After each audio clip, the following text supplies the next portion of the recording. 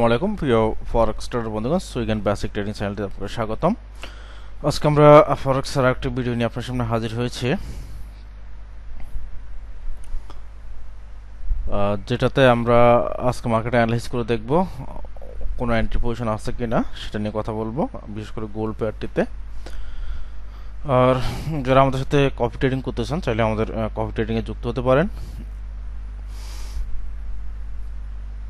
আমরা একটু মার্কেট আজকে কেমন হতে পারে একটু আলোচনা করি। তো আমরা আজকে দেখতে পাচ্ছি কালকে রাতে অবশ্য এফওএমসি নিউজ ছিল, রাত 12টা থেকে এফওএমসি নিউজ শুরু হয়েছিল। তো এফওএমসি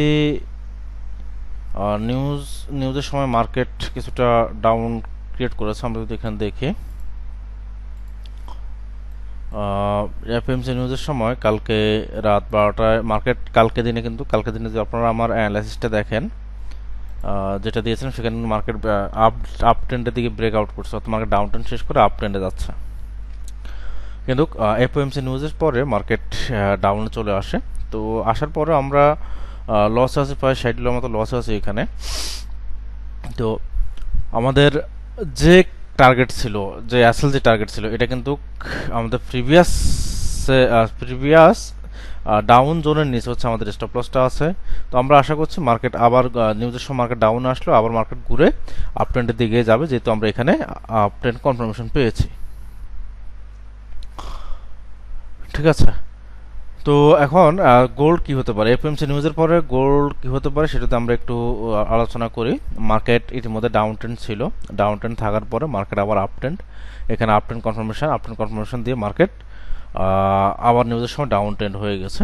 তো এই সময়টাতে যারা ট্রেড নেবেন তাদেরকে আমি বলবো যে আপনারা এই সময়টাতে কোনো বাই কোনো সেল নেওয়ার দরকার নেই, যেহেতু মার্কেট ব্রেকআউট করে আবার ডাউনে চলে আসছে, অর্থাৎ ডাউন ট্রেন্ড শেষ করে আপ ট্রেন্ড ব্রেকআউট করে আবার ডাউনে আসছে।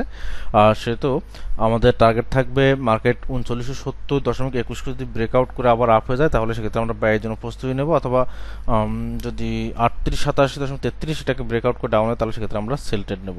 তো বর্তমানে যে জোনটা আছে এই জোনটাকে বলা হচ্ছে কারেকশন জোন। তো এই জোনে ট্রেড নেওয়াটা হাই রিস্ক হয়ে যাবে, কারণ হচ্ছে মার্কেট না সাপোর্টে আছে না রেজিস্ট্যান্সে আছে। মার্কেট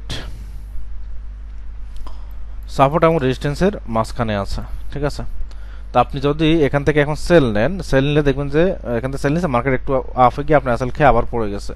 আবার এখান থেকে আপনি যদি বাই নেন, দেখা যায় মার্কেট একটু আপ হয়ে গেছে, আবার পড়ে আপনার স্টপ লসটা হিট করে ফেলছে।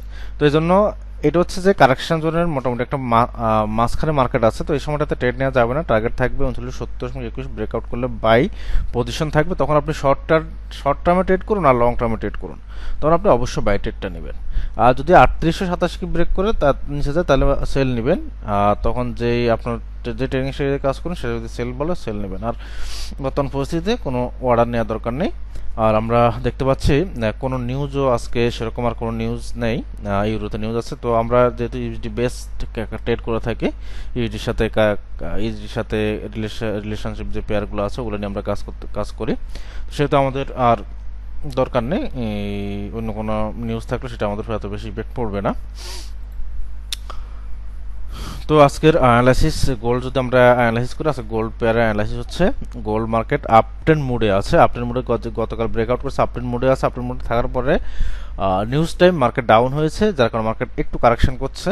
এই কারেকশন জোনে অবস্থায় আমরা ট্রেড নেব না, যেহেতু কারেকশন জোনের মাঝখানে মার্কেটটা আছে, কোনোভাবে ট্রেড নেওয়াই যাবে না এখানে। যদি মার্কেট আমাদের 3970.21 ব্রেকআউট করে সেক্ষেত্রে বাই প্রস্তুতি দিতে হবে, অথবা 3887-33 ব্রেকআউট করলে সেক্ষেত্রে সেল প্রস্তুতি হবে। এর ভিতর কোনো ট্রেড নেই। এর ভিতরে যদি আগামী 5 দিনও মার্কেট থাকে কোনো ট্রেড নেওয়া যাবে না। তো এটাই আমরা আজকের অ্যানালাইসিস ছিল। আর যারা ফরেক্স সম্পর্কে শিখতে চান, ফরেক্স ট্রেডিংটা, তারা চাইলে আমাদের সাথে আমাদের টেলিগ্রাম গ্রুপে জয়েন হতে পারেন। আমাদের টেলিগ্রাম গ্রুপে জয়েন হলে আপনি প্রতি সোমবার রাত 9টায় আপনি ট্রেডিং সেশন পাবেন, এবং আমাদের সাথে কপি ট্রেডিং করতে চাইলে অবশ্যই গ্রুপে জয়েন হবেন, ওখান থেকে আমাদের কপি ট্রেডিং লিঙ্ক থেকে কপি করতে পারেন। তো ধন্যবাদ সবাইকে, আজকে পর্যন্তই, আল্লাহ হাফেজ।